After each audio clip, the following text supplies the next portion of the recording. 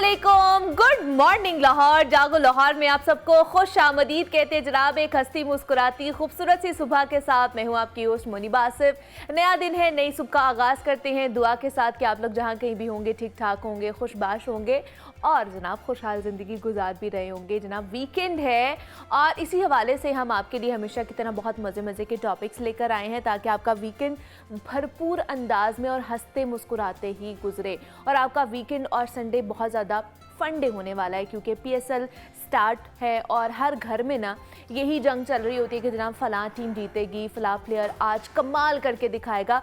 और मज़े की बात ये होती है कि हर घर में ना हर फर्द अलग अलग टीम का होता है, उसको सपोर्ट कर रहा होता है। और मैच के दौरान तो जैसे इंडिया और पाकिस्तान वाला माहौल हो रहा होता है, कोई कुछ बोल रहा होता है, कोई कुछ बोल रहा होता है। इवन दो कि बच्चे बड़े बुजुर्ग हत्ता के ख़वातीन भी हमारे घर की ना इस इवेंट में भरपूर हिस्सा ले रही होती हैं। और वीकेंड को भरपूर अंदाज में मनाने के लिए ना मेरे ख्याल से मैच से अच्छी एक्टिविटी हो ही नहीं सकती है हमारे पास। और जब बात आ जाए लाहौरियों की, और वैसे ही हम लोग मशहूर हैं कि जनाब बस हमें बहाना चाहिए किसी भी बात को सेलिब्रेट करने का, तो फिर ये इतना बड़ा इवेंट है, इसको क्यों ना अच्छे तरीके से सेलिब्रेट किया जाए।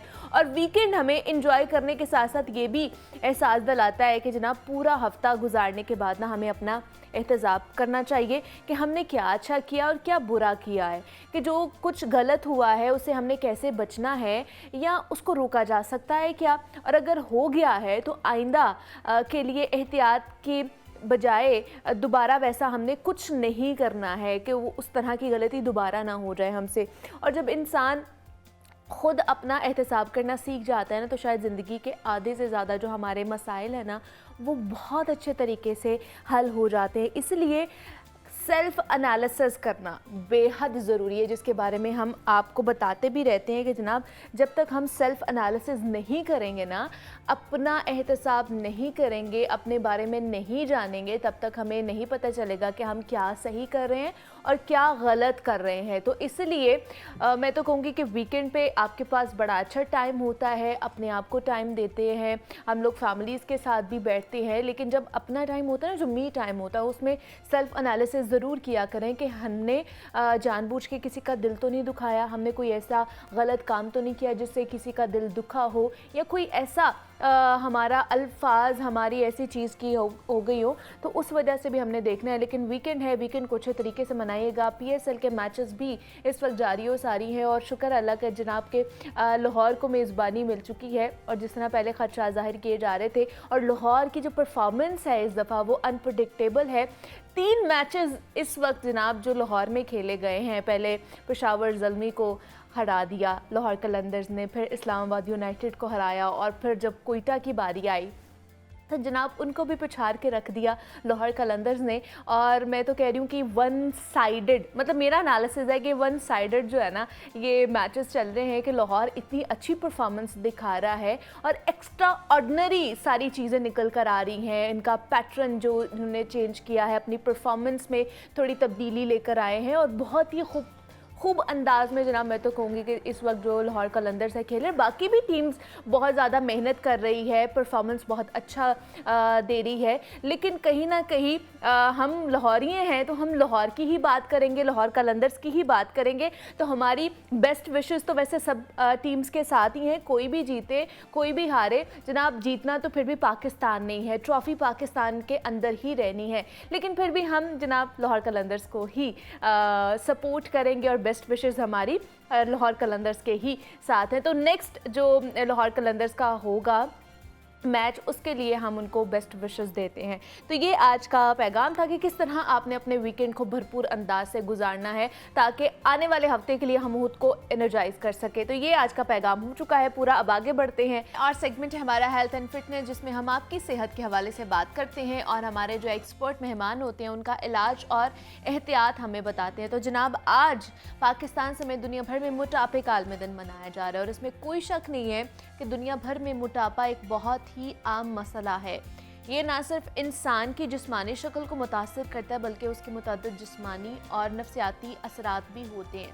और ये समझने की ज़रूरत है कि मोटापा सिर्फ आला कैलोरीज़ के शुमार के बारे में नहीं है, ये एक बहुत ही पेचीदा हालत भी है और इसमें मुतअद्दिद अवामिल भी शामिल हैं।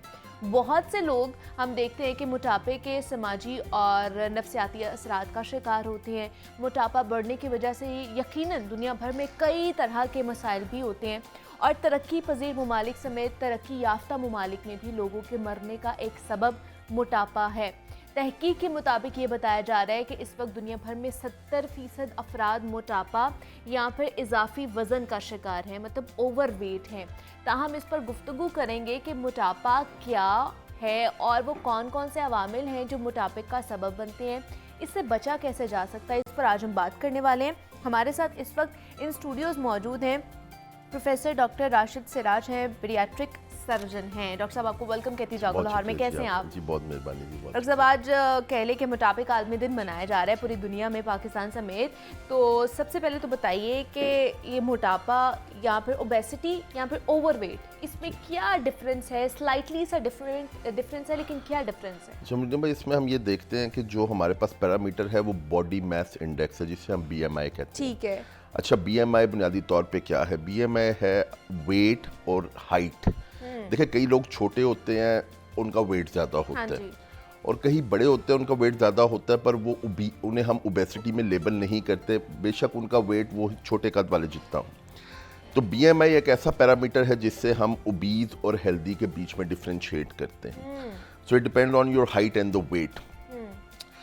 आसान लफ्ज़ों में अगर हम इसको देखें तो ये अगर 25 से 30 के बीच में है तो दिस इज़ ओवरवेट, और अगर अबव 30 है तो दैट इज़ ओबेसिटी।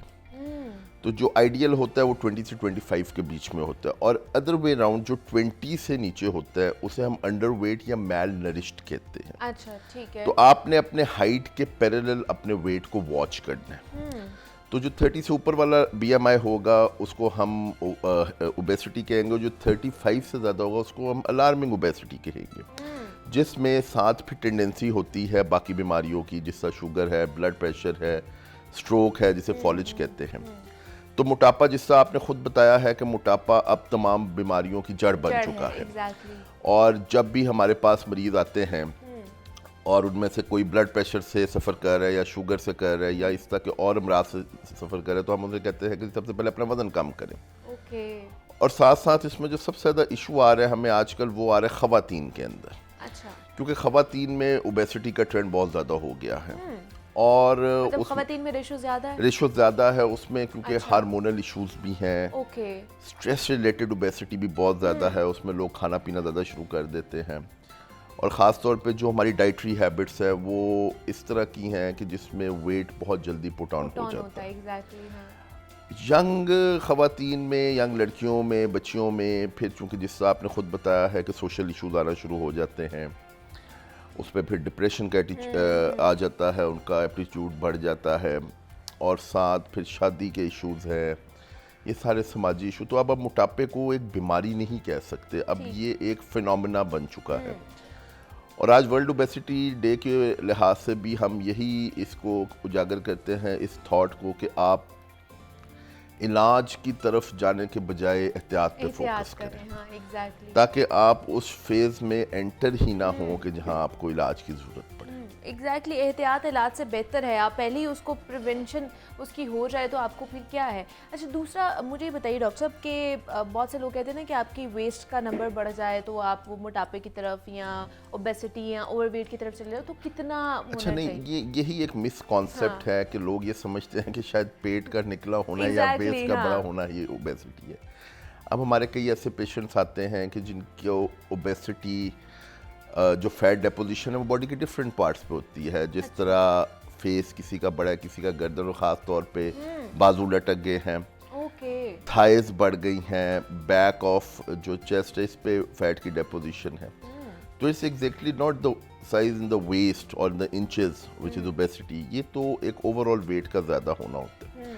वो कॉस्मेटिक रीजन की वजह से, क्योंकि वो ज़्यादा प्रोमिनेंट हो जाता है पेट, तो हमें ज़्यादा उसी की फिक्र होती है। हम यही देखते हैं ना कि अच्छा किसी के पेट बहुत ज़्यादा निकलना शुरू हो गया तो ये मोटा होना शुरू हो गया, हम लोग यही आइडेंटिफाई इससे करते हैं। और इसमें ज़्यादा जो ख़तरनाक चीज़ है कि जितनी फैट डेपोजिशन आपको बाहर नज़र आती है इतनी ही आपके अंदर भी होना शुरू हो जाती है। ओके। इसमें सबसे ख़तरनाक है आपकी खून की नालियों के अंदर कोलेस्ट्रॉल, ट्राइग्लिसराइड और ये फैट का डिपॉजिट होना, सही, ठीक है। जो कि मेन बीमारियों का जड़ बनता है। एक तो बैरूनी शक्ल है मोटापे की, पर उससे ज़्यादा ख़तरनाक जो हमारे बॉडी के ऑर्गन्स के अंदर ख़ास तौर पे जिगर पे ये डेपोजिशन होना शुरू हो जाती है, उसकी वजह से बहुत ज़्यादा बीमारियां जन्म लेती हैं।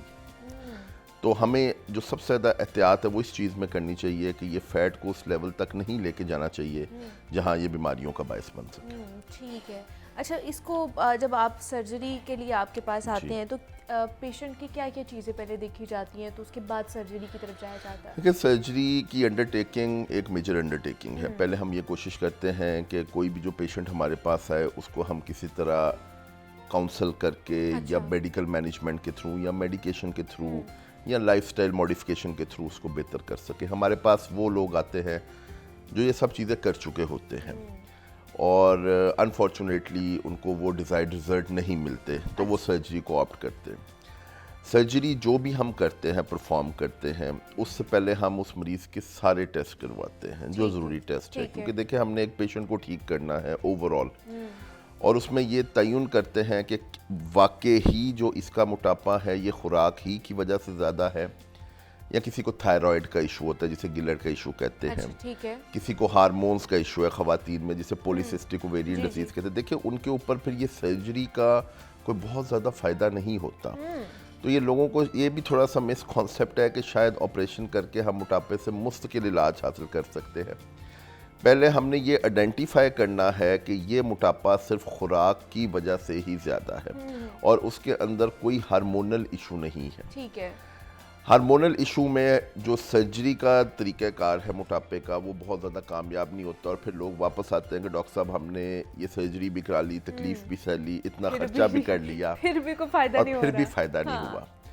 तो प्रोफेशनली और एथिकली पहले हमें उनके सारे टेस्ट करवाने चाहिए, उन्हें अब सर्जरी के बारे में टोटल ब्रीफ करना चाहिए, उसके अफादियत के बारे में, और अगर उससे रिलेटेड कोई कॉम्प्लिकेशन है हम सारा उनको डिटेल में बताते हैं। फिर जब पेशेंट्स और उसकी फैमिली जहन बनाती है तो फिर हम सर्जरी की तरफ जाते हैं। अच्छा, लेकिन जिस पेशेंट को डायबिटीज़ भी है, ओबेसिटी की वजह से हाइपरटेंशन का भी मसला है और भी बीमारियां हैं, तो उसका फिर क्या किया जाता है? उसको जिसको शुगर है हम उसकी शुगर कंट्रोल करते हैं, बल्कि अच्छा। अब जो ओबेसिटी का ट्रीटमेंट है वर्ल्ड ओवर, जो डायबिटिक है पेशेंट्स और ओबीज हैं तो लोग रिकमेंड करते हैं कि आप ये ट्रीटमेंट करवाएं ओबेसिटी का, सही। ताकि ओबेसिटी के साथ साथ आपकी डायबिटीज़ भी कंट्रोल हो। और हमने कई ऐसे पेशेंट्स किए हैं जो कि ओबीज थे, उनका ऑपरेट किया, उनका वेट लॉस हुआ और with the passage of time उनकी डायबिटीज़ भी कंट्रोल हो गई। अच्छा। कुछ ऐसी मिसालें भी हैं कि जिनकी डायबिटीज़ बिल्कुल ख़त्म हो गई और उनकी दवाइयाँ और इंसुलिन भी छूट गई, और बहुत से ऐसे लोग हैं कि जिनकी दवाइयों की मिकदार कम हो गई, उसकी डोज कम हो गई और वो इंसुलिन से फिर दोबारा गोलियों पे आ गए। मतलब ये डायबिटिक लोगों के लिए आइडियल कह लें कि मतलब ये डायबिटीज़ का एक ट्रीटमेंट है ओबेसिटी के साथ, ये डायबिटीज़ का और ब्लड प्रेशर का ट्रीटमेंट है। ज़ाहिर बात है, जिस तरह मैंने शुरू में कहा था और आपने भी ये कहा कि मोटापा अब एक बीमारियों की जड़ बन चुका है। हाँ जी, ऐसे। तो अगर ये कंट्रोल हो जाएगा तो इससे जो जुड़ी हुई बीमारियां हैं वो ऑटोमेटिकली कंट्रोल, बेशक पूरी ना हो पर बेहतर ज़रूर हो जाए। लेकिन डॉक्टर्स क्या ये भी रिकमेंड करते हैं उस पेशेंट को कि वो पहले से ही कुछ वजन कम करके आए, उसके बाद फिर सर्जरी की जाएगी? जी, वो हम उसे VLCD दे देते हैं। अच्छा। VLCD का मतलब है very low caloric diet. Okay. Before the surgery हम उसे VLCD पे डालते हैं ताकि एक तो उसकी टेंडेंसी हमें मालूम हो जाए कि वाकई ही इसका वज़न कम हो सकता है हमारे प्रोसीजर की वजह से, और दूसरा हमें अपनी सर्जरी में कुछ पहले तैयारी भी चाहिए होती है, क्योंकि हमें उसमें हम चाहते हैं कि जो जिगर का साइज़ है वो थोड़ा छोटा हो जाए, ताकि जो हमारी सर्जिकल फील्ड है जहां हमने सर्जरी करनी है वो हमें ज़्यादा क्लैरिटी में नज़र आए। और वेरी लो कैलोरिक डाइट से पेशेंट को भी अंदाज़ा हो जाता है कि मैं अगर मेरे ऊपर ये प्रोसीजर हो रहा है और ये ठीक हो गया तो मेरा वज़न कम होना शुरू हो जाएगा। अच्छा।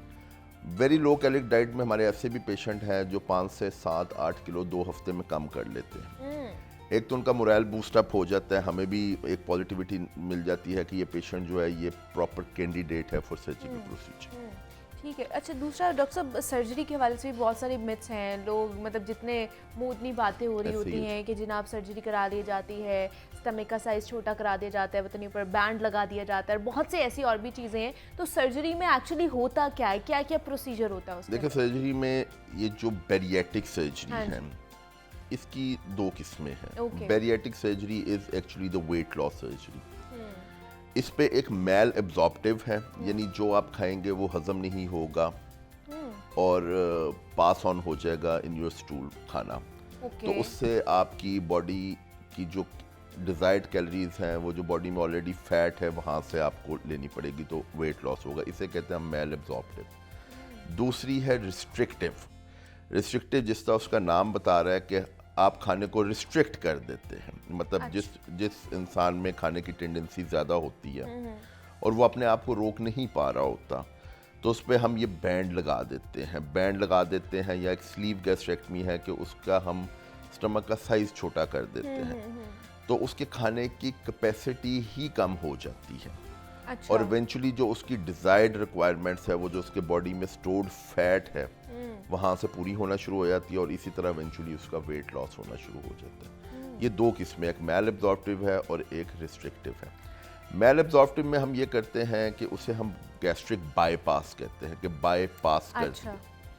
उसकी स्मॉल इंटेस्टाइन को हम बाईपास कर देते हैं और उसकी स्मॉल इंटेस्टाइन के एक हिस्से को हम उसके मैदे के साथ जोड़ देते हैं, और जो उसका खाना है वो डायरेक्टली अब्जॉर्ब हुए बगैर कुछ घंटे बाद, जैसे 2-3 घंटे बाद, उसकी बड़ी आंत में चला जाता है और वहाँ से बाहर चला जाता है। तो उसकी एब्जॉर्प्शन का टाइम ही नहीं मिलता। सही। और वो फैट उसके जिस्म में एब्जॉर्ब होती ही नहीं है। ठीक और है, अगर फैट एब्जॉर्ब नहीं होगा तो ऑब्वियसली वो ओबीज नहीं होगा, और जो रिक्वायरमेंट्स हैं डिजायर्ड, वो फिर उसके जो ऑलरेडी स्टोर्ड फैट है वहाँ से पूरी होना शुरू हो जाएगी। ये अल्लाह ताला का एक निज़ाम है, डाइटिंग में भी यही होता है। जब वो होना शुरू हो जाएगी तो जो उसके डिपॉजिटेड फैट है वो वहाँ से पिघल के बॉडी से निकलना शुरू हो जाएगा एनर्जी की फॉर्म में, और इवेंचुअली 4 से 6 महीने या 6 से 8 महीने में उसका खातिर खा वेट और डिजायर्ड वेट कम हो जाएगा। अच्छा, दोनों में से कौन सी सक्सेसफुल, कौन सा रहता है सक्सेसफुल तो दोनों ही होती हैं। अब यही वो चीज़ है जिसके बारे में आपने पहले भी जिक्र किया था कि हमें पेशेंट की सिलेक्शन बड़ी इंपॉर्टेंट है। अच्छा, ठीक है। बैरिएटिक सर्जरी में अब चूँकि अब ये पॉपुलर हो रही है फॉर द लास्ट 2 डिकेड्स, अब ये treatment of obesity gold standard बन गई है। पर मैं इसमें हमेशा यही सजेस्ट करता हूँ कि आप सिलेक्शन ऑफ पेशेंट देखें। ओके। कि not everyone is a candidate of bariatric surgery, not everyone is a candidate of sleeve gastrectomy और गैस्ट्रिक बेंडिंग और बाईपास। सो एक थॉरो किस्म का सर्जरी से पहले पेशेंट से इंटरेक्शन, उसकी हिस्ट्री, उसकी डाइटरी हैबिट्स, वो किस सर्जरी को कोप कर सकता है, उसका आपका फॉलो अप कैसे। जैसे मैं मिसाल दूं कि गैस्ट्रिक बेंडिंग है। गैस्ट्रिक बेंडिंग में हम जिस्म का कोई हिस्सा रिमूव नहीं करते, एक क्लिप लगा देते हैं, एक बैंड लगा देते हैं स्टमक के इर्द गिर्द। अच्छा, ठीक है। अब उसे वक्तन फ़क्तन हमें कभी टाइट करना पड़ता है, कभी लूज करना पड़ता है। अब वो पेशेंट ऐसा आपने जज करना है कि जो आपके साथ फॉलो अप भी कर सके। मतलब हमारा एक ये भी इशू होता है, पेशेंट ने ऑपरेशन करा लिया, उसके बाद वो गायब हो जाते हैं, तो उस पर तो गैस्ट्रिक बेंडिंग वाला पेशेंट अगर आपके पास दोबारा नहीं आएगा तो आप उसको ऑप्टिमाइज नहीं कर सकेंगे उसके खाने के मुताबिक, तो उसमें वो फेलियर हो जाएगा आप। तो इसलिए बैरिएटिक सर्जरी में बहुत इंपॉर्टेंट है pre op assessment of the patient. अच्छा, ये जो बैंड वाला सिनेरियो है सर, इसके अंदर बैंड हटवा भी सकते हैं, निकलवा भी सकते हैं? बिल्कुल, ये रिमूवेबल बैंड होता है और Okay. ये पेशेंट्स को इसकी कंप्लायंस बेहतर होती है। वो इस तरह कि जब हम ये किसी मरीज़ को कहते हैं कि इसमें आपके जिस्म का कोई हिस्सा नहीं निकालेंगे, तो वो ज़्यादा कन्विंस हो जाता है इस चीज़ पे कि ऑब्वियसली। और ये बैंड भी मैदे के ऊपर वाले हिस्से में लगता है, मैदे की कैपेसिटी छोटी हो जाती है। जो एक इंसान एक टाइम पे आप समझे कि 2 रोटियां खा सकता है, वो इस बैंड लगने के बाद आधी रोटी खाएगा और उसके बाद उससे फीलिंग आएगी कि मेरा पेट फुल हो चुका है। बेसिकली ये फीलिंग ये प्रोड्यूस करता है और उसके बाद वो स्टॉप हो जाएगा और उस वजह से इवेंचुअली उसका वेट लॉस हो जाएगा। और जब उसका डिज़ायर्ड वेट अचीव हो जाए, लेट्स से कि उसने कहा है कि जी मैंने 50 किलो कम करना है 1 साल में, वो 50 किलो कम कर लेता है, तो उसके बाद वो दोबारा हमारे पास आता है कि डॉक्टर साहब ये बैंड रिमूव कर दें या इसे लूज़ कर दें। उसको लूज़ करने की भी ऑप्शन है। तो हमारे पास उसकी एक एक्सटर्नल कंट्रोल होता है, उससे हम उसे लूज़ कर देते हैं, बैंड अंदर ही रह जाता है।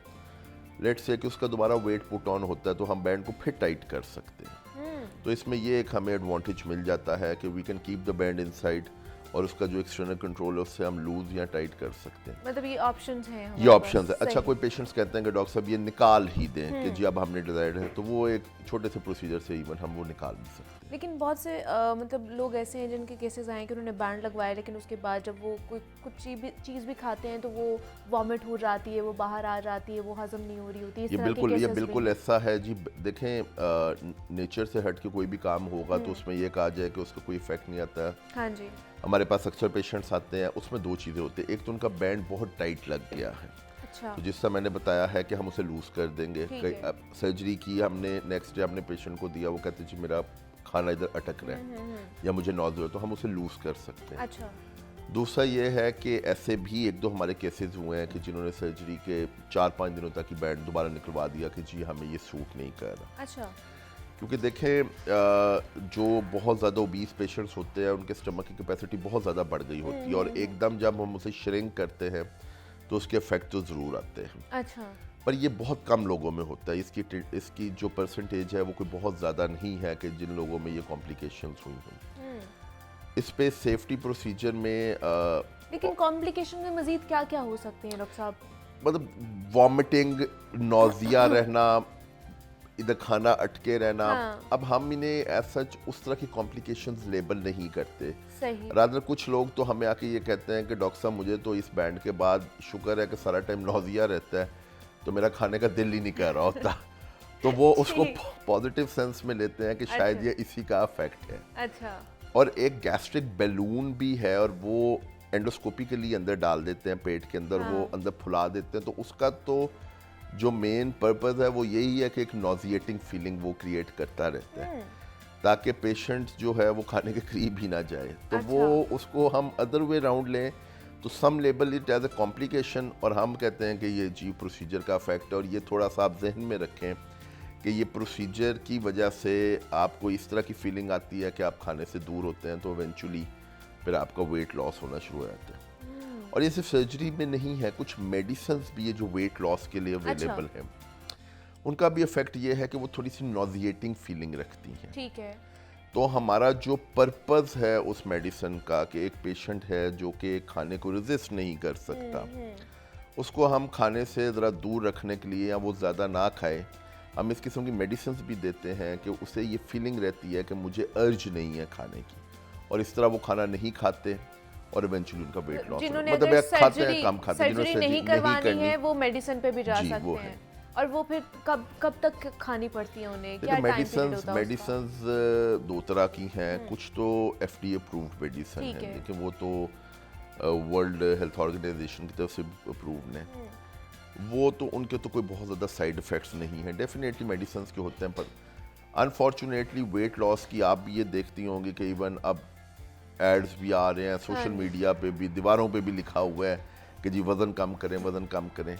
हम लोग वो रिकमेंड नहीं करते क्योंकि उनके बहुत ज़्यादा साइड इफ़ेक्ट्स हैं।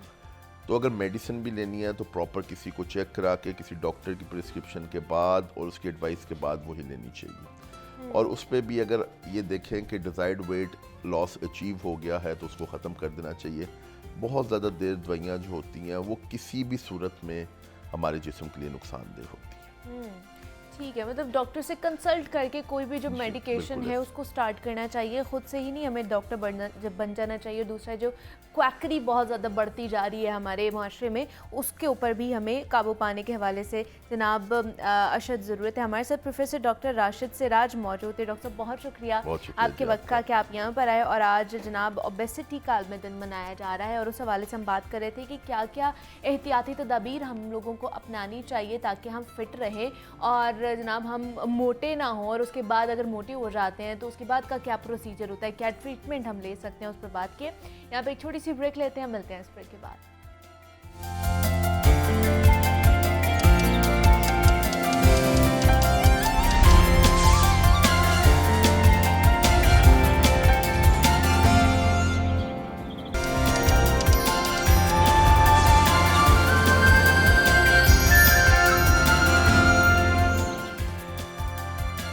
वेलकम बैक बैक टू जागो लाहौर। जनाब, अब कुछ बात हो जाए उस इदारे की जो कानून के मुहाफिज हैं और ये लोग भी इंसानियत की खिदमत में सफ़े अव्वल नज़र आते हैं हमें। और जी हाँ, हम बात करने वाले हैं शोबा कानून की, यानी कि अदलिया, जजेज़ और हमारे वकला हजरात की। और किसी भी इदारे की मजबूती और उससे वाबस्ता लोगों की फलाह बहबूद के लिए ज़रूरी होता है कि उस इदारे की भागदौड़ और तमाम तंजीमी उमूर ऐसे लोगों के सुपुर्द किए जाएँ जो कि अपनी बरादरी के हकूक़ के लिए आला ऐवानों तक आवाज़ बुलंद कर सके। और इस मकसद के लिए वकला बरादरी इलेक्शन की मदद से अपने लोगों में से ही एक बॉडी को मुंतखब करते हैं जो बाद में वकला के तमाम तर मसाइल हल करने के लिए पेश भी होते हैं। और अभी की बात अगर कर ली जाए तो लाहौर बार के इलेक्शन हुए हैं और चौधरी इश्तियाक अहमद सदर और सबाहत रिजवी साहिबा सेक्रेटरी लाहौर बार मुंतखब हुई हैं।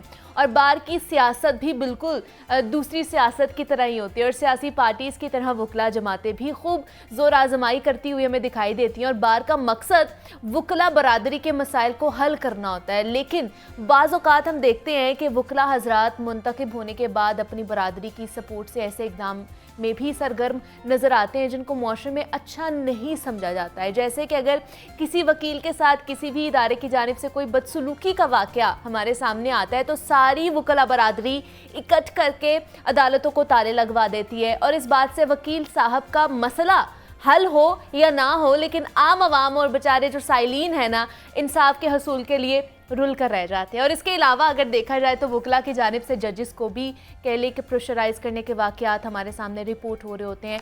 बेंच और बार के ताल्लुकात खुशगवार होने चाहिए क्योंकि बार और बेंच के ताल्लुकात में ख़राबी से इंसाफ की फराहमी मुतासर होने का बहुत बड़ा ख़तरा होता है। और इसके अलावा हमने ये भी देखा है कि वकला हजरात सियासत में भी काफ़ी एक्टिव नज़र आते हैं और सियासी बुनियादों पर केसेस में लोगों को फेवर्स भी की जाती हैं या फिर उनकी मुखालिफत भी की जाती है। तो अदालती निज़ाम की मजबूती में बार का किरदार कितना अहम होता है, बेंच और बार का ताल्लुक कैसे खुशगवार बनाया जा सकता है, इस पर आज हमने बात करनी है। इस वक्त हमारे स्टूडियो में मौजूद हैं इश्तियाक खान साहब हैं जो कि सदर लाहौर है बार एसोसिएशन के, और उनके साथ जनाब हमें ज्वाइन किया है राना इंतज़ार हुसैन साहब हैं जो कि सदर लाहौर डिस्ट्रिक्ट बार एसोसिएशन है, और senior court reporter Mohammad Ashfaq ने भी हमें ज्वाइन किया है। सर, आपको भी वेलकम कहती हूँ जागो लाहौर में। इंतज़ार साहब आपको भी, अशफाक साहब आपको भी वेलकम कहती हूँ। सबसे पहले तो सर आपको दुनिया मीडिया ग्रुप की तरफ से जागो लाहौर और लाहौर न्यूज़ की तरफ से बहुत बहुत मुबारकबाद, और आपको भी सर कि आप लोगों ने हिस्टोरिकल एक लीड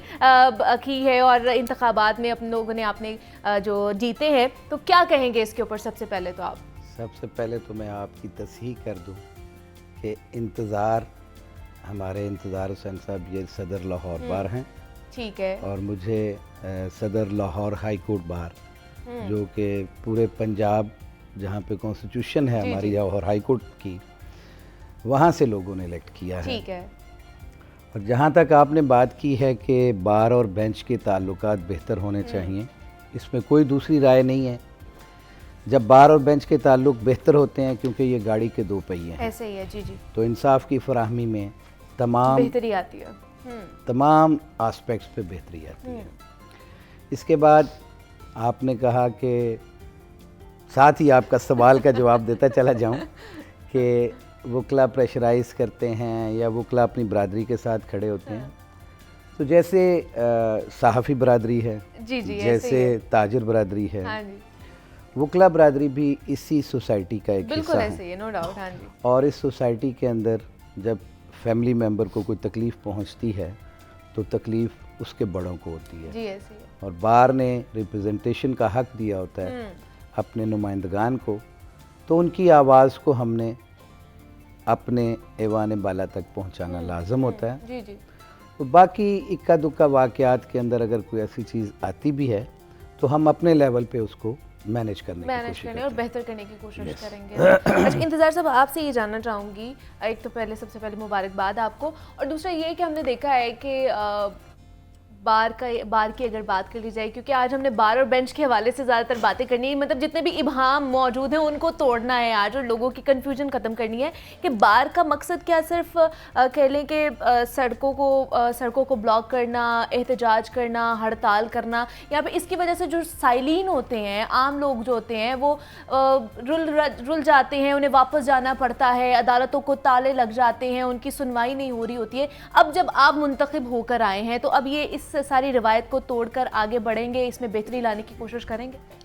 पहले तो मैं आपका दुनिया मीडिया ग्रुप का शुक्रिया अदा करता हूँ कि आपने हमें ये मौका फराहम किया। इसके अलावा अल्लाह ताला का शुक्र है कि पहले हमने सुप्रीम कोर्ट का इलेक्शन जीता अबू जुदारी साहब की शक्ल में, फिर लाहौर बार हमने जीता, फिर हिस्टोरिकल लीड से इश्तियाक खान साहब ने जीता। तो बैक टू बैक अब हम सारे तीनों फॉर्म हमने जीत लिए हैं। यूनिफॉर्मिटी के साथ हम हामिद खान साहब की क़यादत में हमने इकट्ठे हैं, और जब हम जीत जाते हैं तो हम पूरी बार के नुमाइंदे होते हैं, फिर हम किसी ग्रुप के नुमाइंदे नहीं होते। तो इसके लिए हम मशकूर हैं लाहौर के तमाम दोस्तों के, जिन्होंने इंक्लूडिंग इशफाक साहब, जिन्होंने हमारी कैंपेन में हिस्सा लिया, हमें यहाँ तक पहुँचाने में मदद फराहम की। बाकी रही बात अब बार और बेंच और लिटिगेंट्स, हमें लिटिगेंट को भी इसमें शामिल करना है, क्योंकि हम लिटिगेंट की बात नहीं करते, सिर्फ बार बेंच की बात करते हैं। इस साल हम कोशिश करेंगे कि इसमें हम तीसरा एलिमेंट जो हमारे लिए प्राइम कंसर्न है वो लिटिगेंट है। ये सारा सिस्टम जो है वो लिटिगेंट के लिए बना है, ना बार के लिए बना, ना बेंच के लिए बना। लिटिगेंट ने आना तो ये सारा सिस्टम चलना है। और दूसरी बात ये है, जिस तरह अभी इश्तियाक साहब ने फरमाया कि एक फितरी अमल है कि आपने अपनी फैमिली के साथ खड़े होना होता है, और उसका सबसे बड़ा प्रॉब्लम ये है कि हमारी जितनी एग्जेक्टिव और इस्टेब्लिशमेंट है, वकील को लॉ का पता होता है जी, ऐसे ही है। जब कोई गलत काम करता है तो फितरी तौर पर, क्योंकि वकील है तो वो रिएक्ट करेगा कि आप ये सही नहीं कह रहे। आम आदमी तो पुलिस के सामने नहीं कह सकता, वो तो उसको मारना शुरू कर देंगे, एग्जैक्टली, ठीक है, या उसको बंद कर देंगे। तो अल्लाह ताला ने ये हिम्मत वकील में पैदा की है, वो बोल भी लेता है, उसको रिएक्ट भी करता है, कोई गलत काम करता है तो उसके सामने रेजिस्ट भी करता है। तो वो इंतज़ामिया और एग्जेक्टिव को ये चीज़ें पसंद नहीं आती, जिसकी वजह से रिएक्शन होता है, लड़ाइयाँ होती है। ये देखिए घर में भी लड़ाई होती है। बाकी हमारी पूरी कोशिश है इस दफ़ा कि बार और बेंच के मामलात को हम बेहतर करें, और इस दफ़ा हमने आते साथ सबसे पहले जो है मैं आपको, हमने ये जो लॉकडाउन होते हैं, ये इक्का दुक्का वाक़यात होते हैं, उसको भी हमने ख़त्म किया है। और ना इंशाल्लाह, ये मैं आपको लाहौर न्यूज़ के फोरम से कह रहा हूँ कि ना इस साल कोई गैर कानूनी हड़ताल होगी, ठीक है, और ना ही कोई तालाबंदी इस किस्म की होगी, ना मैं होने दूंगा। ये मैं सबको मैसेज दे रहा हूँ यहाँ पे। ऐसे किसी एक्टिविटी, देखिए हमारी पॉलिसी है डायलॉग की, हमने डायलॉग के ज़रिए मसले हल करने हैं, ठीक है। और यही हमारी अभी मीटिंग भी हुई थी खान साहब ने, और हम दोनों ने मिलकर यही डिसाइड किया था कि हमने पूरी जुडिशरी के साथ भी डायलॉग के ज़रिए मसाइल हल करने की कोशिश करनी है। वो चाहे राना आसिफ साहब का इशू हो, बार बेंच के तल्लुकात हों, हमारे वकला के मसाइल हों, फिर लिटिगेंट के लिए इस पूरे सिस्टम में हमने कोई जगह नहीं बनाई, उसके बैठने के लिए हमने जगह नहीं बनाई। मेरा बेंच को भी हम मैसेज देते हैं कि उनको कम अज़ कम उनके लिए कोर्ट प्रेमिसेस में कोई बेहतर जगह हों, कैफेटेरियाज हों, उनको फैसिलिटेट करना है हमने कि आप। और रही बात कि आम लोगों का एतमाद बहुत ज़्यादा है कोर्ट्स पे, ऐसे ही है। उसकी रीज़न बताता हूँ। आप देखेंगे दायरी कितनी है, कितने लोग डेली कोर्ट्स में आते हैं, वो एतमाद का इजहार है अपनी कबाहतों के बावजूद। दूसरा ये है कि अगर हम जुडिशरी को भी करें तो इतनी बुरे हालात भी नहीं है। अगर बाकी इदारों से आप कंपैरिजन करेंगे तो सबसे पहले अब मैं कहता हूँ कि आप रेवेन्यू वाली साइड पर चले जाएं, या किसी फाइल को, जब तक आप किसी को कोई पैसे नहीं देंगे या कुछ नहीं करेंगे, फाइल मूव नहीं होगी। और सेकंड चीज़ ये है जो सबसे इंपॉर्टेंट है, ऑफिसर ही नहीं सीट पे मिलता। हमारे जजी साहबान जो बात है वो कहनी चाहिए, 9 से 4 बजे तक काम करते हैं, सीट पे मिलते हैं, और कभी ये नहीं होगा कि फाइल रुकी है, साइन है, जो पैसे पहुंचने हैं तो फाइल साइन हो। सिस्टम ऑटो पे चल रहा है। वकला साहबान भी इसी तरह परफॉर्म करते हैं। अब जब लाहौर में डेली के, अब लाहौर की पेंडेंसी तकरीबन 3-4 मिलियन है, उसमें कहीं पे एक आधी अल्टरकेशन हो जाना या मामलात हो जाना, आप भी पिक एंड चूज़ की आपने बात की है ना अभी, आपने ये नहीं बताया कि कितने मामलात हारमनी से सॉल्व हो जाते हैं। वो जिस तरह मैं कहता हूँ तो एजेंसियाँ जो ब्लास्ट रोक लेती हैं ना, उसका नहीं पता चलता, जो हो जाता है उसका पता चलता। आप पॉस्चर वकला का जो अच्छा है वो भी दिखाया करें। नहीं हम वो भी ठीक है, आपने सिर्फ वो खास लफ्ज आप टीवी पे यूज करना शुरू कर देते हैं, तो हमें सिर्फ क्रिटिसाइज, इसलिए तो सर आप लोगों को यहाँ पे बुलाया ताकि तमाम तर चीजें हमारी जो वहाँ मौजूद है उनको कम किया जा सके। इसलिए हम कह रहे हैं, हम बजाय के क्रिटिसाइज हम अपने आप को पेश करने को थे। हम देखिए, मैंने पहली मीटिंग में सबसे कहा था कि हमने सबसे पहले रिस्पेक्ट देनी है, मैं पहले मांग नहीं रहा जी। अगर उनको हमसे कोई गिला है तो हमें जरूर बताएं, बेंच को गिला है, उसके बाद हमने इज्जत लेनी है, डिग्निटी, रिस्पेक्ट, ऑनर पे ना हमने कोई कंप्रोमाइज करना है, ना होने देना है। और किसी को हम ये जुर्रत भी नहीं होने देंगे कि वकला की, हमारी कैबिनेट की गैर ज़रूरी जो है उसकी इस तरह के मामलात में उसकी इंसल्ट या बाकी चीज़ों पे, इस पर चाहे किसी भी हद तक हमें जाना पड़े।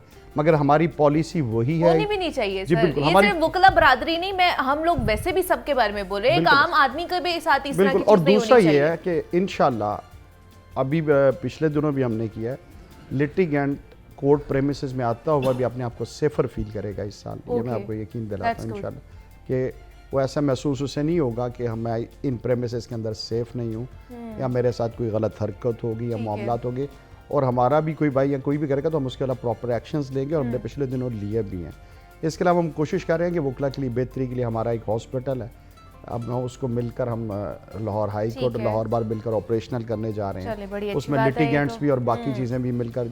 इसके अलावा हम अभी हाई कोर्ट और सेशन जज सबसे भी हमारी बात हुई है, बारगाह में कार्ड लेके आने लगे हैं ताकि दायरी पे वो स्वैप हो, ताकि जो जैली किस्म के मामलात हैं अब इतनी अरसे से Overcome चीज़ें चल रही हैं तो किया जा हम, मैं नहीं सके। कहता हम सब कुछ कर देंगे, मगर हम कुछ 10-15% चेंज दे के टाइम जाएंगे। टाइम लगता है, और टाइम दूसरा ये टेकिंग कि हम प्रोसेस तमाम होती है ये जैली सारी वकला के चीज़ें, ठीक है। खात्मे के लिए हम तमाम जो लाहौर बार का डाटा ठीक है। ऑनलाइन करने हाँ लगे जी। ताकि कोई भी शहरी घर बैठा चेक कर ले कि ये साहब वकील भी हैं कि नहीं। ये बड़ा और अच्छा ये मैं आपके initiative है फोरम से आपका। सबसे पहले पैगाम देना चाहूँगा, हमें अक्सर होता है कि ये जो आप टीवी पे एक स्लाइड चलाते हैं ना बुकला, ये नहीं उसमें सबसे ऑलरेडी बैन है। अच्छा वो उसमें सबसे पहले उनके खिलाफ अब उसमें मैं कहने लगा हूँ कि सबसे पहले चेक करें कि आप जिसको वकील करें वो वकील है भी है या नहीं। ठीक, बिल्कुल ऐसे ही है। सबसे पहले हमें ये चेक करना है कि वो ठीक वकील है। अगर वो वकील है, क्योंकि इस तरह के मामलात में जो 99% लोग इन्वॉल्व होते हैं उन्होंने वो वकील नहीं होते, वो वकील जैली नहीं होते, वकील होते हैं। exactly, हाँ। और हम भी कोशिश करेंगे कि ऐसे लोगों को पॉइंट आउट करें, उनके खिलाफ FIRs करवाएं और इस तरह के इस मामलात को तरह चीज़ें की आगे चीज़ें लेकर करनी चाहिए, बड़ी अच्छी बात की है सर आपने। अच्छा इशफाक, आपसे जानना चाहूँगी, आप पूरा दिन कोर्ट में रहते हैं, रिपोर्ट करते रहते हैं हमें भी, तो क्या मुश्किलात होती हैं, क्या मसाइल होते हैं वकला बरादरी के, और आपको क्या लगता है, आपका एनालिसिस क्या कहता है कि बेंच और बार के जो मुश्किलात या मसले हैं, मामले हैं, हल हो जाएंगे अब? देखिए, सबसे पहले तो हमारे साथ और हाईकोर्ट बार इश्तियाक खान साहब मेंबर पाकिस्तान बार कौंसिल भी हैं और पहले भी मुख्तलिफ ओहदों पर फायज रह चुके हैं। इसी तरह से राना इंतज़ार साहब हैं, सदर लाहौर बार एसोसिएशन। अच्छा, ये जो दोनों सदूर हैं ये ऐसी शख्सियत के हामिल हैं कि अगर कोई वकील गलत कर रहा है तो इन्होंने उसको गलत कहना है। ये बड़ा हमारा, जहाँ तक ये राना साहब जो बात कर रहे थे ना कि हमने गलत बंदे को डिफेंड नहीं करना, अगर वो गलत है तो हम खुद उसका एहतसाब करेंगे, होना भी ऐसे ही हमारी चाहिए, बार हाँ। कौंसिल के तहत उसका एहतसाब होगा, उसके सारे मामलात होंगे। अब जहाँ तक बात आ गई बार और बेंच के ताल्लुकात की, तो अदालती निज़ाम में सबसे बड़े स्टेक होल्डर साइलिन हैं। हाँ जी। तो अगर बार और बेंच अगर इनके ताल्लुकात बेहतर होंगे तो अल्टीमेटली साइलिन को फ़ायदा होगा। और हमने देखा है कि पिछले चंद सालों में बार और बेंच के ताल्लुकात को इनफरादी तौर पर बेहतर बनाने की कोशिश की गई है, इज्तमाही तौर पर नहीं। यानी मैं इनफरादी तौर पर इस तरह से कह रहा हूँ कि अगर कोई सदर था तो उसने अपने ताल्लुकात तो ठीक कर लिए, लेकिन अच्छा। बार के ताल्लुकात ओवरऑल ठीक नहीं किए, यानी बैकडोर राब्ते किए लेकिन अपने पे आगे नहीं फ्रंट किए, पे आगे हाँ। चीज़ें कुछ और थी। सही। तो ये जो सदर लाहौर हाईकोर्ट बार है, सदर लाहौर बार एसोसिएशन है, बहुत वाज़ेह मैसेज इन्होंने दिया था कि बार और बेंच के साथ ताल्लुकात ठीक होंगे और जो कुछ जज साहिबान के साथ चैम्बर में बात होगी वही तमाम वकला बरादरी को बताई जाएगी और उसी एजेंडे पर काम होगा। ठीक है। एक बात। दूसरी बात यह है कि राना साहब ने अभी बात की कि साइलिन के बैठने के लिए जगह, यहाँ पर मैं इनसे ये बात करना चाहूँगा कि अगर अदालत जजेस आपको जगह दे भी देते हैं, हाई कोर्ट आपको जगह दे भी देती है, बाद में वहाँ पर फिर हमने देखा है कि अगले दिन आके कुछ वकला बैठ जाते हैं और वो भी जगह कवर हो जाती है। Occupied हो माल्डोन जाती है। कचहरी में ये सूरत हाल है, इसी तरह से लाहौर बार ईवान अदल में भी यही सूरत हाल है, सेशन कोर्ट में यही सूरत हाल है। तो इसको काइंडली आप ये देखें कि जो जगह साइलिन के लिए मुख्तस की गई है वो साइलिन के लिए होनी चाहिए। वो चंद महीनों के बाद वहाँ पर कुछ वकला आके बैठ जाते हैं और फिर वो भी जगह हम वकला बरादरी के पास चली जाती है।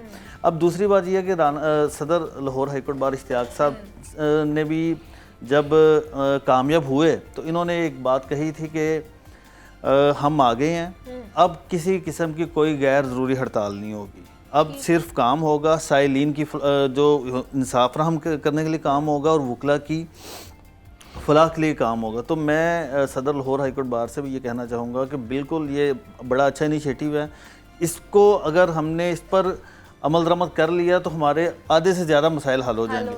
होता ये है कि फ़र्ज़ कर लें कि किसी एक जगह पर ननकाना साहब में किसी वकील के साथ गलत हो गया, तो उस गलती को ठीक करने के लिए और भी बड़े तरीके हैं, ना कि अदालतों को बंद कर दिया जाए, हड़ताल कर दी जाए, और जो साइल राजनपुर से लाहौर हाईकोर्ट आ रहा है उस बेचारे कसूर है उसका तो वो किराया भी लगा के आया, सारा कुछ है, आगे पता चलता जी आज तो हड़ताल है और केस नहीं होना। तो ये वो सूरत हाल है। तो प्रोफेशनल ग्रुप हामिद खान उनके सरबराह हैं, और बिल्कुल ये दुरुस्त बात है और ये हिस्टोरिकल विक्ट्री है। प्रेसिडेंट जो सुप्रीम कोर्ट बार का इलेक्शन भी उन्होंने विन किया, उसके बाद लाहौर बार का इलेक्शन भी बड़ी भारी अक्सरी से जीता, और फिर historical victory Lahore high court bar 4000 की लीड से इश्तियाक खान साहब कामयाब हुए। तो अब जब ये तीनों जो बार्स हैं वो हामिद खान ग्रुप जीता है, तो अब इनके लिए इन पर जिम्मेदारी भी बहुत ज़्यादा आयद होती है। इस सारे सिस्टम को बेहतर करने के लिए ये चाहें तो कर सकते हैं। जो प्लान राना इंतज़ार साहब ने बताए हैं ये बहुत ही ज़बरदस्त प्लान है। ख़ास तौर पर जो जाली वकला वाला इन्होंने कहा कि हम वो सारी चीज़ें ऑनलाइन कर रहे हैं, तो घर बैठे बंदा देख सकेगा कि आया मैं जिस वकील की खिदमात हासिल करने जा रहा हूँ ये वकील भी है या नहीं है, तो उसका डाटा चेक होना ज़रूरी है। तो ये बहुत ज़बरदस्त है। हाँ और इसी तरह से मैं समझूंगा कि हाई कोर्ट बार में भी इसी तरह से ही होना चाहिए। वही इश्तियाक साहब से जवाब ले लेते हैं इस चीज़ का। देखें, एक चीज़ सबसे अहम है जी कि हमारे एक मुल्क में जब आइन और कानून की बालादस्ती होगी, ऑल सेगमेंट्स ऑफ सोसाइटी जब इक्वली काम कर रहे होंगे, तब लिटिगेशन भी कम होगी, ठीक है, और लोगों को इंसाफ उनके डोर स्टेप पे भी मिलेगा। जहाँ तक बात आपने की कि जब जगह मिल जाती है तो फिर वहाँ पे भी वकील आके बैठ जाते हैं। इशफाक भाई, आपको याद होगा जब 2015 में मैं सदर लाहौर बार था, जी तो उस वक़्त के चीफ जस्टिस साहब ने जुडिशल कम्प्लेक्स बनाया था, ये न्यू जुडिशल कम्प्लेक्स सेशन का। हाँ जी, तो वहाँ पे कॉरिडोर्स के अंदर और दाएं बाएं उस कम्प्लेक्स के सामने जब वकला ने अपने नाम लिखे थे, हाँ, तो रात के 10 बजे मैं और मेरी कैबिनेट वहाँ मौजूद थे और हमने वो रिमूव करवाए थे। इसी तरह से हम लोग कोशिश करते हैं, और आज भी वो कॉरिडोर्स, जुडिशल कम्प्लेक्स का फ्रंट, हर चीज़, हर जगह पे कोई, उस जगह पे कोई वकील नहीं बैठा हुआ। ओके, इनिशिएटिव लेना होता है। जब आप इनिशिएटिव लेते हो तो वकला आपके साथ होते हैं, उन्होंने आपको हक नुमाइंदगी दिया हुआ है। और इस वक्त जैसे इशफाक भाई ने कहा कि मुझे तारीखी अल्लाह पाक ने कामयाबी दी है, तो ये अल्लाह का फजल है। और वकला बरादरी का मेरे ऊपर कॉन्फिडेंस रिपोज करना था। पूरे पंजाब से लोग आए, लाहौर आके उन्होंने मुझे वोट कास्ट किया। अब उतनी ही जिम्मेदारी बड़ी मेरे ऊपर आयद है एग्जैक्टली, कि उनके हकूक़ के लिए मैंने सबसे पहली मीटिंग में chief justice Lahore high court को यही कहा था कि सर, हमारे वकील और हमारे साइलीन बकर, मनकेरा, दरिया खान, जो कि 7-7, 8-8 घंटे की ड्राइव है, वहाँ से तशरीफ़ लाते हैं। मैंने विज़िट किया ना ड्यूरिंग कैंपेन, हाँ जी, तो मैं समझ सकता हूँ कि वो जब वहाँ से एक दिन पहले आते हैं और सुबह के वक्त पता चलता है कि जज साहब नहीं हैं, हाँ, लिस्ट कैंसिल हो गई है, तो फिर उनका वो ट्रैवल, उनका आना, उनका अखराजात वो बहुत ज़्यादा है। कम अज़ कम कैंसलेशन की जो लिस्ट होती है वो 2 दिन पहले चली जाए। ठीक है, तो उन्होंने मेरे साथ ये वादा किया कि जहाँ पे कोई बीमारी का इशू होगा या जज साहब का कोई इशू ऐसा आ जाता है जो एमरजेंट नेचर का होगा, तो हम उस पे तो कंट्रोल नहीं कर सकते, लेकिन अदरवाइज़ लिस्ट कैंसिल नहीं होगी। ठीक है, जो काज लिस्ट में केसेस आएंगे वो जजेस पूरे करके जाएंगे। उसके लिए भी हमने मैकेनिज़्म बनाने के लिए उनसे रिक्वेस्ट की थी कि आप अर्जेंट के बाद तरतीब से कर लें कि पहले क्या होना है, बाद में क्या होना है, ताकि साइलिन भी उस वक्त अदालत में आए और अदालतों में उसका रश ना पड़े, ना हो। हाँ जी, और वकला का वक्त भी जो है वो किसी और काम में जो उनके दूसरे केसेस हैं उसको पूरे कर सकें। बिल्कुल ऐसे ही है। ये वो चीज़ें थी जो पहली मीटिंग में हमने उनसे कही, और फिर वो इतनी बेहतरीन मीटिंग रही कि मेरी कैबिनेट में इस वक्त मेरी वाइस प्रेसिडेंट रबिया बाजवा साहबा हैं, ठीक है, मेरी जनरल सेक्रेटरी सबाहत रिजवी साहबा जी, हैं, जी। और मेरे फाइनेंस सेक्रेटरी शाहरुख शहबाज बड़ाइच हैं। तो हम सब ने मिल के एक ही बात कही थी कि हम रेसिप्रोकेट करते हैं, आप हमारे बड़े हैं, हम आपकी इज्जत करते हैं, बट वी एक्सपेक्ट कि लीगल फ्रेटर्निटी को भी मद्देनजर ड्यू रखा जाए। हाँ जी, इज्जत देना लाजम है। ठीक है। अनड्यू हरासमेंट, अनड्यू प्रेशराइजेशन, ये वो चीज़ें होती हैं जिससे हार्मनी ख़त्म होती है।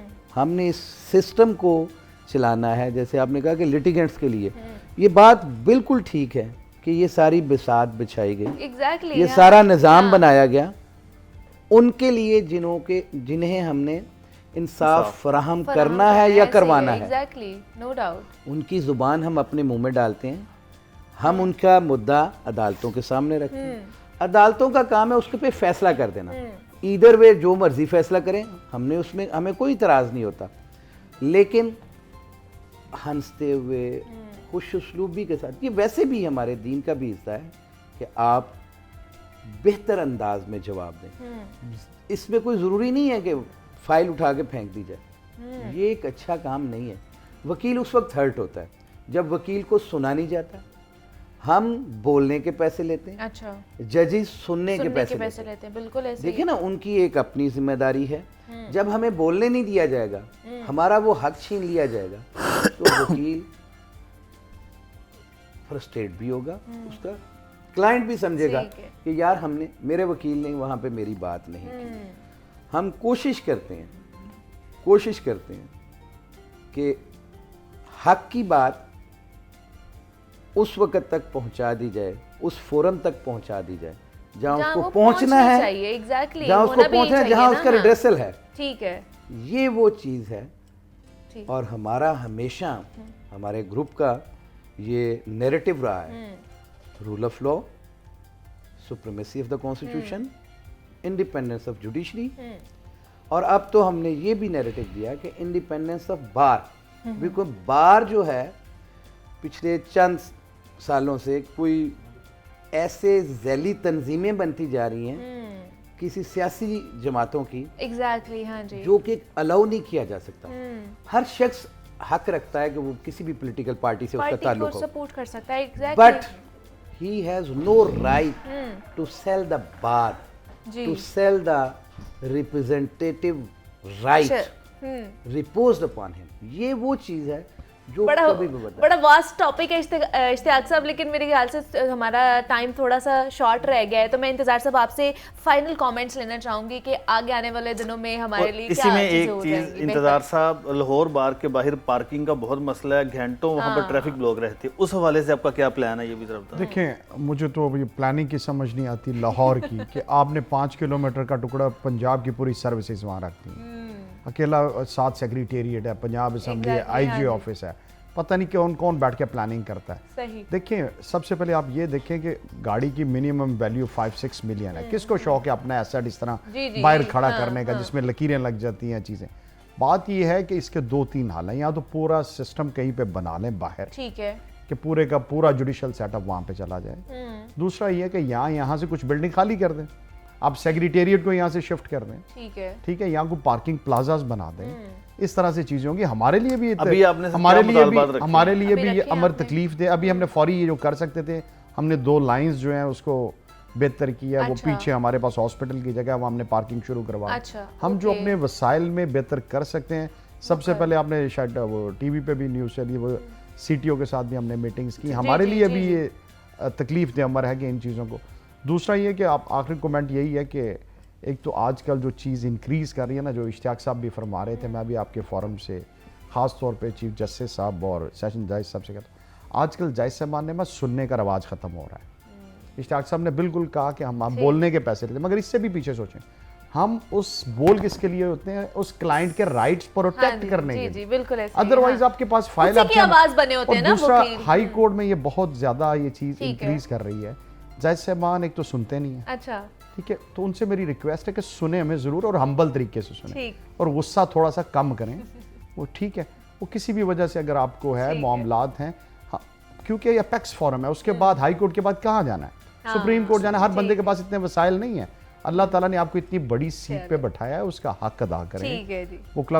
वकला और क्लाइंट को सुने ज़रूर और गुस्सा ना करें, हम्बल तरीके से सुने। ठीक है, जब आप हमसे एक्सपेक्ट करते हैं तो इसीलिए राना चीज़ें- आसिफ वाला सर मिलके- मसला कैसे हल कर रहे हैं? राना आसिफ साहब वाला देखिए, हमने उन्हें एक मैसेज दिया था पहले दिन आके, हमने लॉक्स खुलवाए, स्ट्राइक्स अच्छा, कॉल ऑफ की, सही। धरने को कॉल ऑफ किया। ठीक है। उसके बाद हमने मीटिंग्स भी की, उनसे रिक्वेस्ट की है कि इस मामले को डायलॉग के जरिए मामला हल करें। देखिए, राना आसिफ के कोई भी अल्फाज, आज भी हम उसे स्टैंड पर हैं, अच्छा। कोई भी अल्फाज with in the ambit of contempt नहीं आते। उसने कोई भी ऐसे अल्फाज अदा नहीं किए जो कंटेम्प्ट। और दूसरा ये कि उसका ट्रायल नहीं किया गया। अब जाती पसंद नापसंद जज साहब की अपनी जगह है, चलें, उनको प्रॉपर सही। मौका दिया जाता तो फिर ये चीज़ मेरे है। ख्याल से हमें दोबारा से एक और नशिस्त रखनी पड़ेगी इनके साथ और दोबारा से इन चीज़ों को डिस्कस करना पड़ेगा। सर बहुत शुक्रिया इश्तियाक साहब आपका कि आप यहाँ पर तशरीफ़ लेकर आए। इंतज़ार साहब आपका भी बहुत शुक्रिया कि आप यहाँ पर आए। अशफाक साहब आपको भी बहुत शुक्रिया कि आप यहाँ पर आए। और जनाब यहाँ पे एक छोटी सी ब्रेक लेते हैं, मिलते हैं इस ब्रेक के बाद।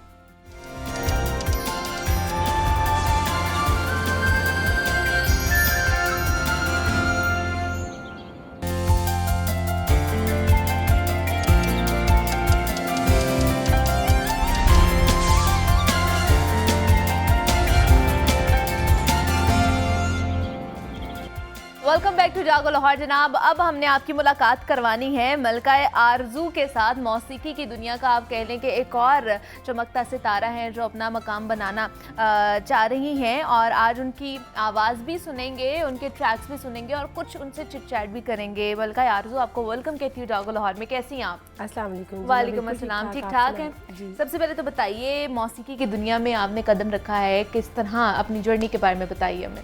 जी, मैंने मौसीकी में इस तरह कदम रखा है कि मेरे आबाउजदाद में कोई गाने वाला नहीं है, अच्छा। और बस मुझे शौक था और मैं इसमें आ गई। और कितने देर होगी आपको? तकरीबन गाते हुए? 8 से 10 साल हो गए हैं। अच्छा, 8 से 10 साल। तो आप बाकायदा सीख रही हैं मौसीकी या नहीं? जी बिल्कुल, सीख कर ही इंसान कामयाब होता है, सीखे बिना तो कुछ भी नहीं है। तो किससे सीख रही हैं आप? मैंने उस्ताद जुल्फ़िकार कादरी साहब से सीखे है, बाजी ज़फ़र हुसैन साहब से सीखे है। अच्छा आज इनका पहला सॉन्ग है मेरे दिल दे शीशे भी सजना। अच्छा, वो नूरजहाँ के भी उस्ताद हैं। उस्ताद ताफ़ो बरादरान मेरे उस्ताद हैं, ठीक तारिक है। ताफ़ो साहब, और बहुत सारे मुख्तलिफ लोगों से सीखा है, क्लासिकल, उर्दू, पंजाबी, इस तरह। अच्छा जी। चलें जी, फिर मलका आरजू का एक ट्रैक सुन लेते हैं। बहुत ही खूब, बहुत ही खूब मलका आरजू, बहुत अच्छी आवाज़ है आपकी। जी, thank you so अच्छा जी, आगे की क्या प्लान आउट है? क्या आपने नई एल्बम्स, कोई नए ट्रैक्स आ रहे हैं आपके? जी बिल्कुल, अभी मेरा एक नया सॉन्ग आया है, तू ते मैं। अच्छा। बहुत ट्रेंडिंग में जा रहा है, लेकिन मैंने भी इसको प्ले किया है। अच्छा, वो भी हम आपसे सुनेंगे आज। इंशाल्लाह। लेकिन क्या कहेंगी, मतलब इस मौसीकी की दुनिया में आके अभी भी मतलब रिहर्सल, प्रैक्टिस वगैरह करनी पड़ती है इतने साल जी बाद? बिल्कुल करनी पड़ती है, क्योंकि रिहर्सल के बिना तो आप कुछ भी नहीं है। क्योंकि आप अगर आप एक दिन या 2 दिन में रिहर्सल छोड़ते हैं तो आप 1 महीने पीछे चले जाते हैं। बिल्कुल सही ऐसे ही है। है। तो किसको सुनती हैं? कौन पसंदीदा, कौन है सिंगर पाकिस्तानी? जी, मुझे बहुत सारे चैनल्स पे यही भी सवाल किया जाता है कि अच्छा। आप किसको ज़्यादा सुनती हैं। तो मैं रूहानी शागिर्द हूँ मलका तरन्नुम नूरजहाँ की, और उन्हीं क्या को गाती बात हूँ। है। उनकी गज़ल गीत बहुत शौक से गाती वाह हूँ। जी वाह, क्या बात है। और इसके अलावा किसको सुनती है? मतलब होता है ना कि मतलब सुनने में तो देखिए सभी अच्छे हैं, हाँ हाँ, ठीक है ना, मेरे अलावा। लेकिन सही ये है। है कि जितना भी जिसको सुने, राहत फ़तेह अली खान मुझे बहुत पसंद है। अच्छा।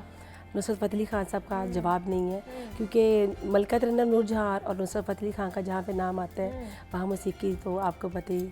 और वैसे ही मौसीकी रूह की ग़िज़ा है, और इसके बिना मेरे ख़्याल से कि मैं तो बिल्कुल अधूरी हूँ। बिल्कुल ऐसे ही है, कुछ भी नहीं होता अगर अपनी फील्ड से आप आगे ना बढ़ते हों और उसमें अगर आप तरक्की ना करते जाएं। तो क्या कहेंगी इस फील्ड में, ख़ास करके म्यूज़िक की फील्ड में आने के लिए क्या क्या चीज़ें चाहिए होती हैं? मतलब आपको चाहिए होता है कि आपका बैकग्राउंड जो है वो म्यूज़िक से ही हो, तभी आप आगे जा सकते हैं, या फिर भी आप अपना मकाम बना सकते ये हैं? डेफिनेट श्योर है कि अगर आपका ख़ानदान म्यूज़िक में है तो आप आगे जा सकते हैं।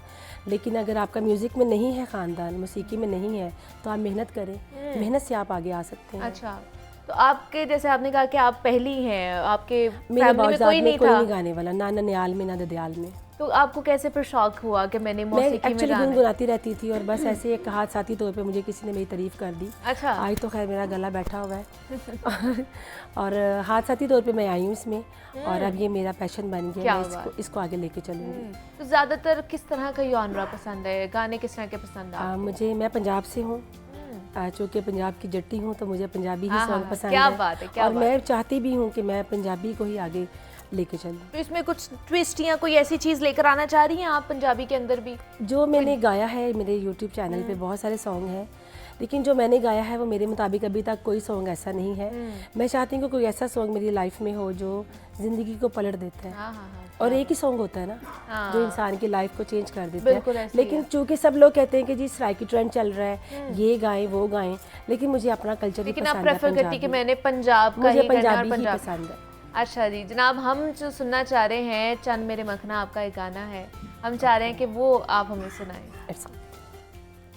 क्या बात जनाब, बहुत ही खूब, बहुत ही खूब। और मलिका आरजू हमारे साथ मौजूद थी, आपका बहुत शुक्रिया कि Thank आप you so यहाँ पर much. आई और बेस्ट ऑफ लक कि आप इसी तरह आगे बढ़ती जाएं और अपना नाम बनाएं मौसीकी की दुनिया में। और मुझे आपने इजाज़त देनी, अपना बहुत सारा ख्याल रखिएगा। Happy weekends to all of you. और जनाब मंडे को आपसे मुलाकात होगी। अल्लाह हाफिज़।